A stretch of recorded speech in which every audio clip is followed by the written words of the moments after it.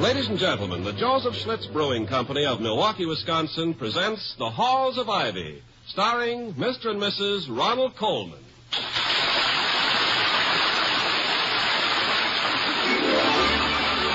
I was curious. I tasted it. Now I know why Schlitz is the beer that made Milwaukee famous. If you like good beer, you'll find it pays to be curious and learn about Schlitz for yourself. And now, The Halls of Ivy. In all the halls of ivy that surround us here today, and we will not forget though we be far, far away. Welcome again to Ivy. Ivy College, that is, in the town of Ivy, USA. Dr. Hall, William Todhunter Hall, the president of Ivy, has problems shared by Mrs. Hall, the former Victoria Cromwell of the London stage. Problems not entirely curricular. Their immediate worry concerns the sudden and so far undiagnosed illness of a last night's dinner guest, Mr. Clarence Wellman, who's now recovering, everybody hopes, from an outrageously swollen nose in the extra bedroom. Toddy, may I tell you something? Of course, my dear. What is it? You are the only man I know who can pace back and forth while sitting motionless in a chair. Well, I'm worried, Victoria. Seeing the nose of the chairman of the Board of Governors turn a violent crimson immediately after he has dined as a guest in one's house is a privilege granted few college presidents. I say privilege in the sense that seeing the Grand Canyon at sunset is a privilege. Do you think Penny did something to his gluten bread? There's nothing you can do to gluten bread. You either eat it or throw it away. So. But Mr. Wellman's illness distresses me. He and I have clashed over policy ever since his election to the board, and he's almost certain now, consciously or unconsciously, to lay both his nose and his stomach squarely at my door. Well, really? Well, you know what I mean. Do you suppose he'll recover in time to participate in the Charter Day ceremony? I doubt it. He'd never have stayed here all night unless he really felt awful, and his nose looked it. Couldn't you postpone it for a while? Postpone the Charter Day ceremony? Yes. Why must it begin precisely at 10 o'clock? Well, for the same reason that the guards at Buckingham Palace wear those towering bearskins instead of our freshman beanies. It's traditional. It's been traditional for the Charter Day ceremony to begin at 10 ever since that morning back in 1640, when the governor of the colony granted a small group of pirates, smugglers, and slave dealers the right to found the college for the propagation of all virtues. Virtues which, by the way, if practiced by the founders, would have kept them much too poor to do anything of the sort. Now, I... Lost the thread? I seem to have lost the entire spool. Yes. I was discussing tradition. Now, I hold no brief for tradition as such, but there are some traditions which are valuable and should, I feel, be maintained. Especially in these days, when the notion prevails that the highest aim of all human endeavor is to guess correctly, for a fabulous prize, the name of some popular song. I also... Excuse me, sir. Oh, what is it, Penny? A young man at the door. Says he's a photographer from some picture magazine. Oh, yes. Have him come in. Yes, sir. A photographer? Yes. The publishers phoned yesterday and asked if they could send someone to take pictures for an early issue. In addition to shots of the ceremony, they want a few of me.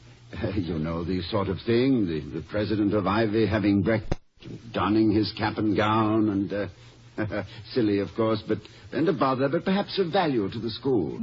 Shall I leave? Oh, no, not at all. I don't think you'll disturb him. He'll merely photograph me at this end of the room. Where are my cap and gown? On the chair behind you. Do I look all right? Like the very model of a college president. Dr. Hall? Yes, good morning. I'm Luther Bland of Exposure Magazine. Of course. How do you do? Victoria, may I introduce Mr. Bland? Mr. Bland? Vicky Cromwell, isn't it? Why, yes. Well, that is, I was before. I was in love with you once for a whole week. How nice. When you entertained the troops at Anzio. Oh, you don't remember me, of course, but I can still hear you singing, "Cool Ain't I the One, though."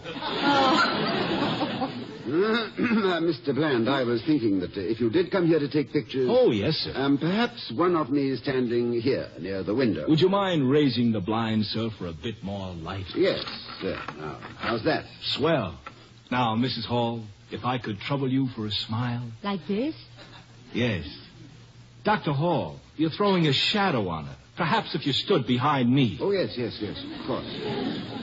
Good. Now, hold it, Mrs. Hall. Now, this might make a good one. One of me sitting at the table. Mrs. Hall, I'd like one of you... Well, one of you with your eyes sort of crinkling above the rim of the coffee cup. How's this? Dr. Hall. Yes? If you held back the curtain, there would be a better highlight in her hair. Good. But stand back a bit further or you'll be in the frame. Yes, we mustn't have that, must we? A bit more crinkle, Mrs. Hall. Good. That's a very nice camera you have. I even remember the dress you wore at Anzio. Well, it was intended that everyone should. I used to own a camera.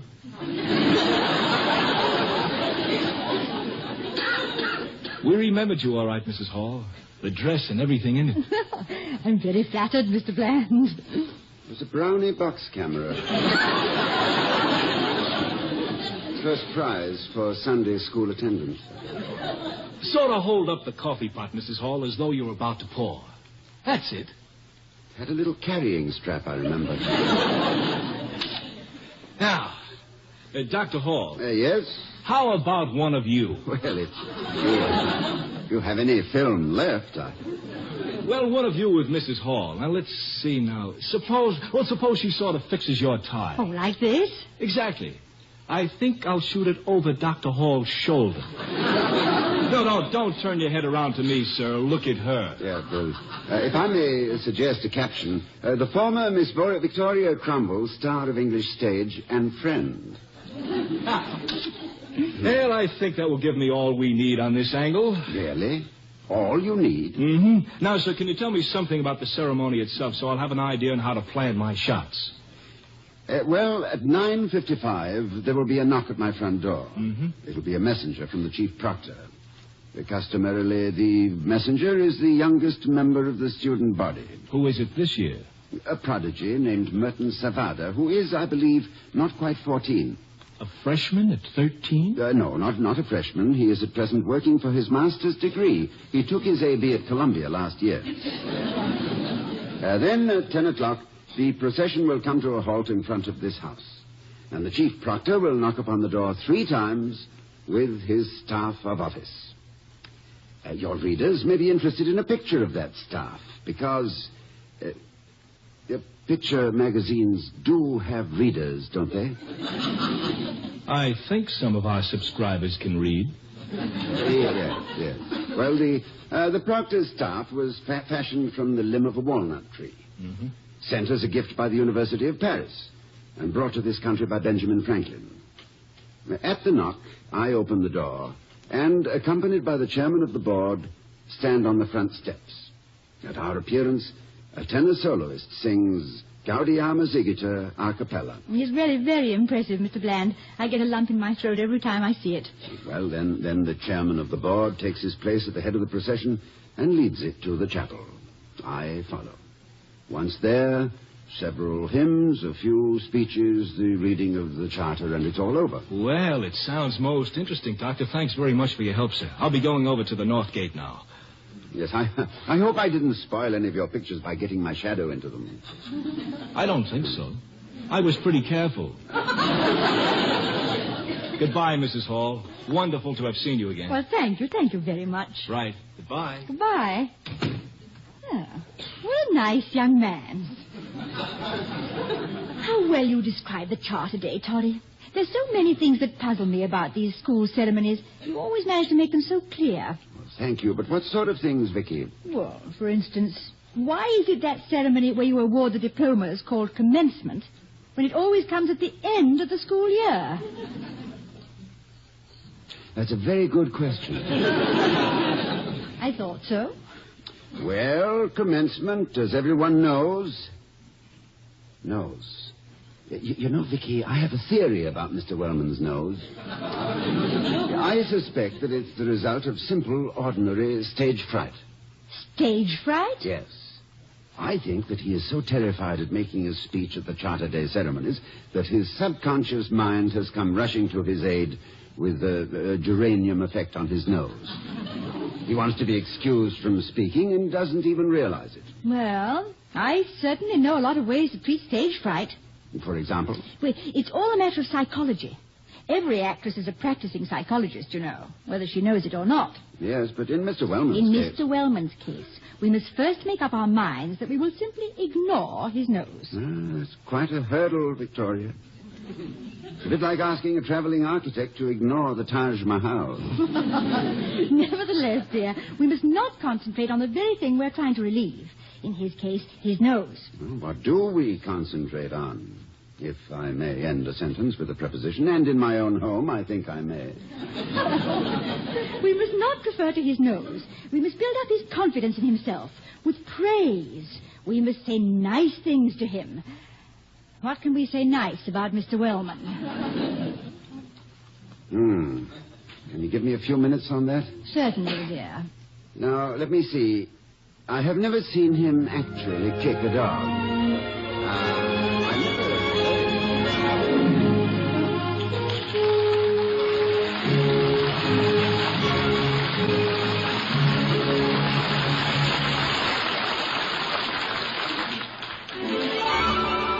I was curious. I tasted it.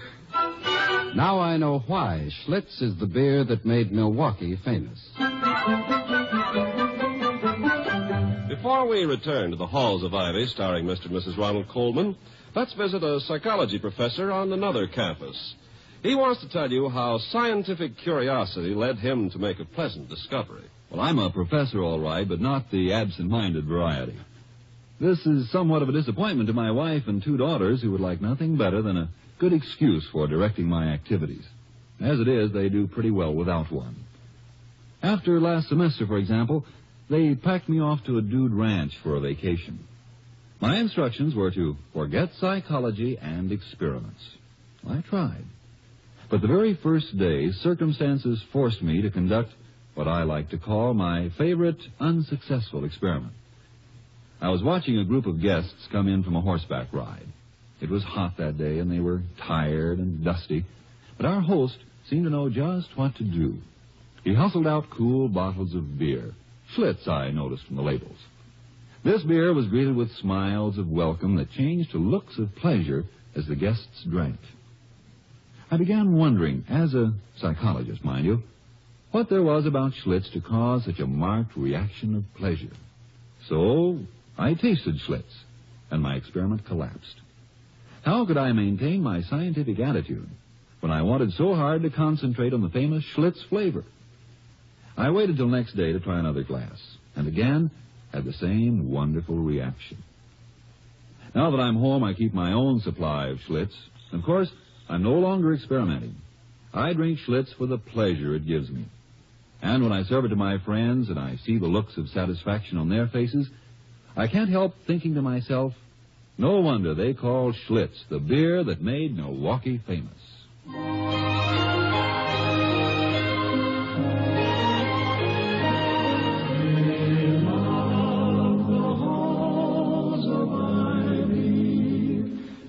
Surround us here today.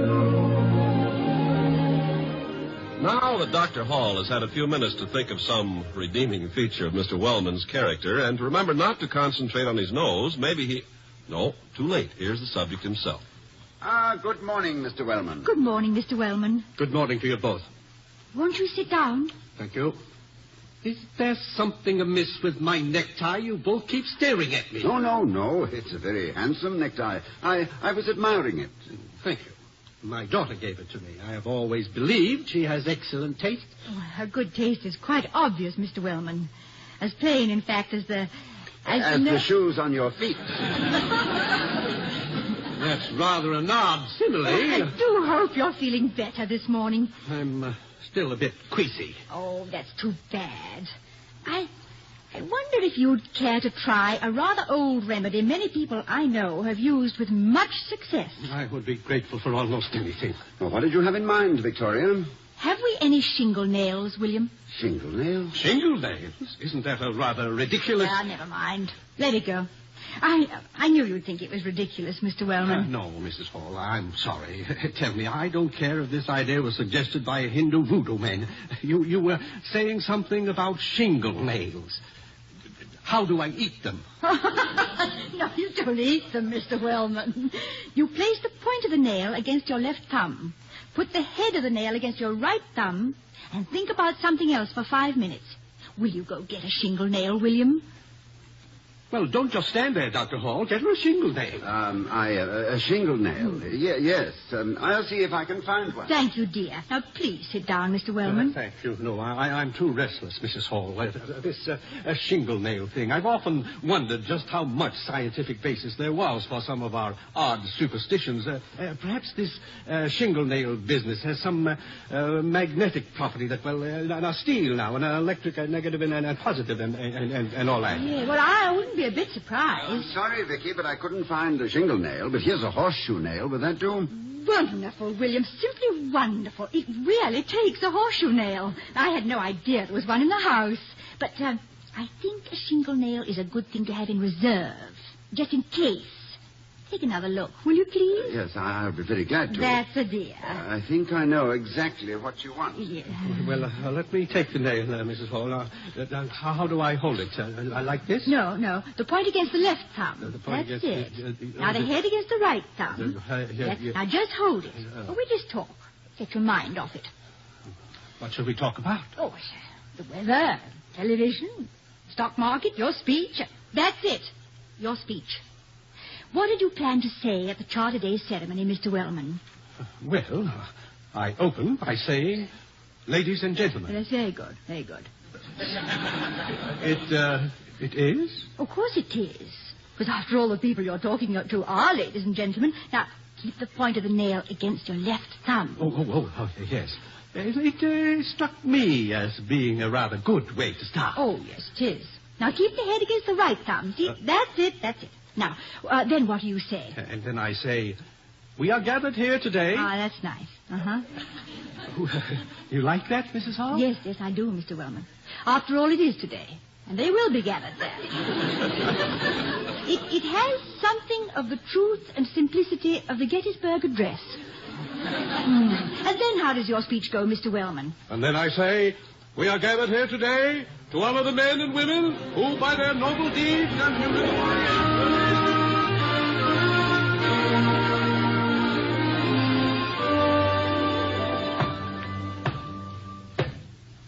William, the door. Yes, dear, I heard it. But that's your cue. Yes. I mean, you're on. Vicky, I may be on, but I'd prefer to have the reminder couched in slightly more formal terms. This is an occasion of some importance. May I go with you? Of course. Well, I just stand here off stage and watch. Oh, it's funny, I thought... Good morning, sir. Oh, there you are, down there. Good morning, sir. Good morning, Master Scholar. It is my pleasure, sir, as well as my duty to inform you that I bear a message from the chief proctor. What is the message, Master Scholar? Sir, the faculty and the students escorting the charter bearing the seal of the colony are approaching. Thank you, Master Scholar, and good morning. Good morning to you, sir. Now, shouldn't you be getting ready? Well, the procession will take a little time to get here, but I should get started. Let me help you on with your robe, Toddy. Now, there. That's it. Oh, you do look pretty. Thank you, my dear. Where is Mr. Wellman? Has your medicine cured him? I think so. He told me so himself. Oh, he wouldn't miss the boat. Not that I'm against boat missing. In fact, darling, I like people who miss boats. Well, if that's a personal reference, my dear, missing a boat was the most intelligent thing I ever did. The young Professor Hall on board ship, with only a few minutes remaining of his 5 months sabbatical in England.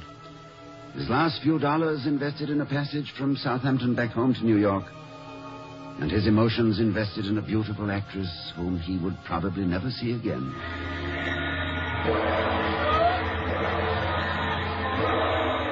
William, dear, that's the last going ashore warning. Yes, I know. And I haven't got a ticket.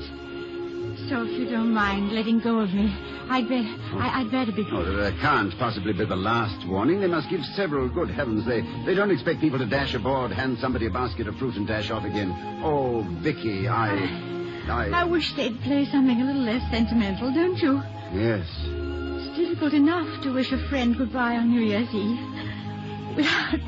Without underscoring it like that. Oh, I hate saying goodbye to you anywhere at any time, Victoria. Oh, mere words at times like these. I haven't many words either, William. About 3, in fact. Little ones. 3 little words? For me? Vicky, you don't mean... Yes. I'll miss you. Oh. Oh, yes. That is 3 words, isn't it? You know, it's going to be hard to concentrate on my work when I get back to the United States. I like that. I'll forever be thinking such thoughts as, this is Monday. It was on a Monday that Victoria and I drove to Stratford to see Shakespeare's home. And stop for buns at Banbury Cross on the way. Then on Tuesday, it was a Tuesday that Victoria and I visited Madame Tussaud's waxworks. Yeah, and you tried to tip the wax doorman. Yes. And on a Thursday, oh, Vicky, I wish we had it all to do over again. Perhaps we can. Sometime soon. I'm afraid not soon, dear. Professors don't get sabbaticals every year. I know. But the play I'm in might be produced in New York. When? Has it been... Did you... Has anything been said about it? No, but something's going to be. Oh, good. Vicky. Yes? Will you remember the address I gave you and write to me? Yes. Of course I will, dear. I promise. And if you let go my hands, I'll cross my heart. I don't want to let you go, Vicky. Ever. William, dear, I must leave. Yes, I know. Vicky, I love you very much. Will you marry me? Oh, you know I will. I thought you were going to leave without asking me. I almost did. Oh, darling.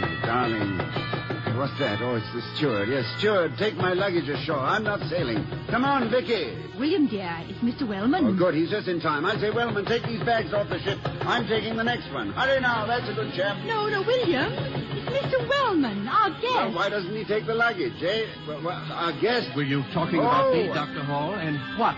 Luggage? What luggage? Did I say... Oh, it's you, Mr. Wellman. I'm sorry.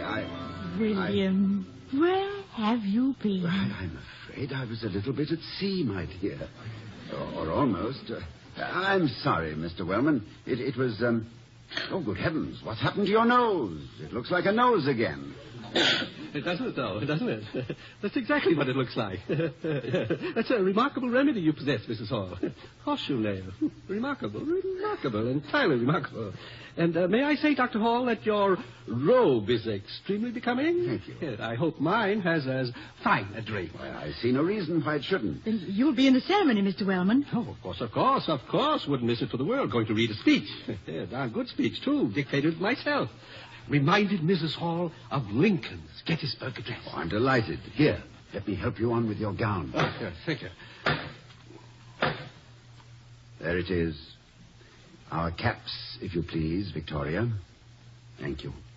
Are you ready, sir? I am. My arm, Mrs. Hall. All ready, Doctor.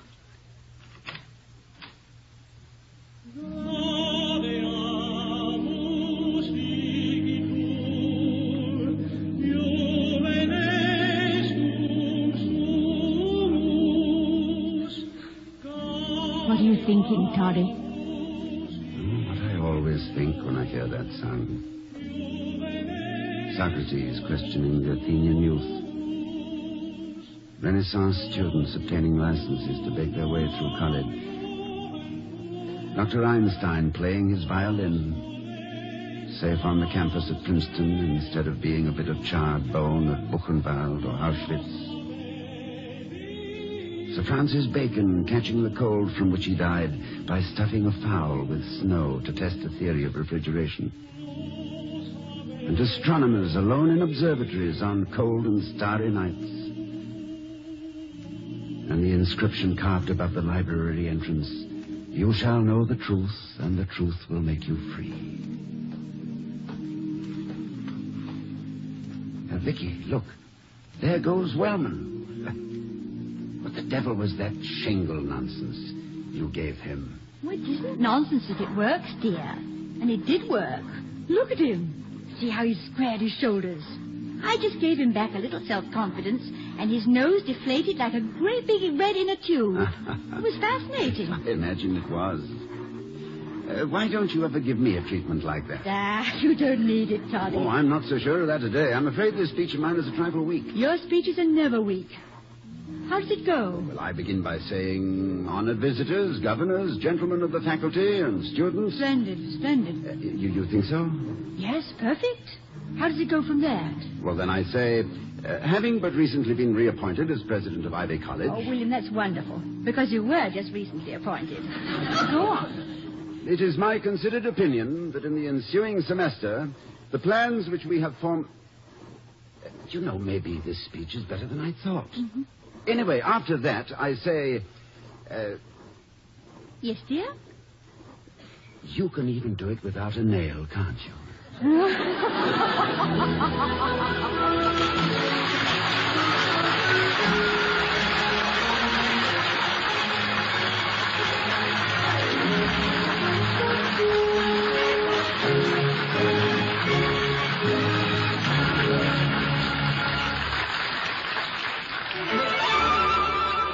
I was curious. I tasted it. Now I know why Schlitz is the beer that made Milwaukee famous. And here again are Mr. and Mrs. Ronald Coleman. You know, my dear, your choice of that horseshoe nail I thought was very silly at first, but I'm beginning to regard it as being richly symbolic. Symbolic? For what, for goodness sake? Well, of Mr. Wellman's being continually underfoot. Did I ever recite my little verse on superstition? I rather fancied myself as a poet when quite young.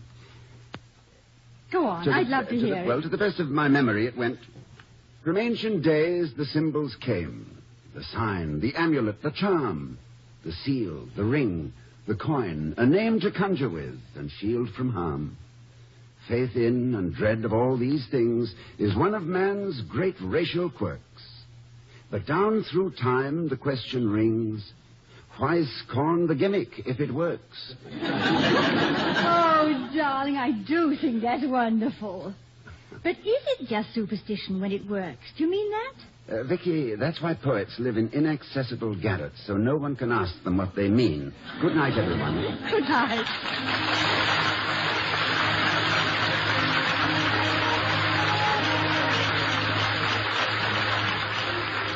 We'll be seeing you next week at this time at the Halls of Ivy, starring Mr. and Mrs. Ronald Coleman. The other players were Herbert Butterfield, Gloria Gordon, Peter Leeds, and Henry Blair. Tonight's script was written by Walter Brown Newman and Don Quinn. Our music was composed and conducted by Henry Russell. The Halls of Ivy was created by Don Quinn, directed by Nat Wolf, and presented by the Joseph Schlitz Brewing Company of Milwaukee, Wisconsin. Ken Carpenter speaking.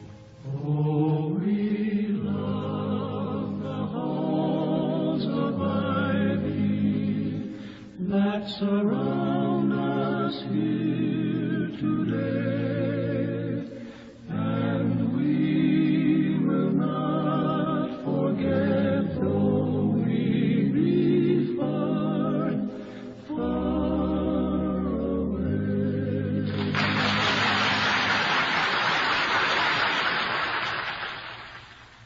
Next, hear We the People over most of these same NBC stations.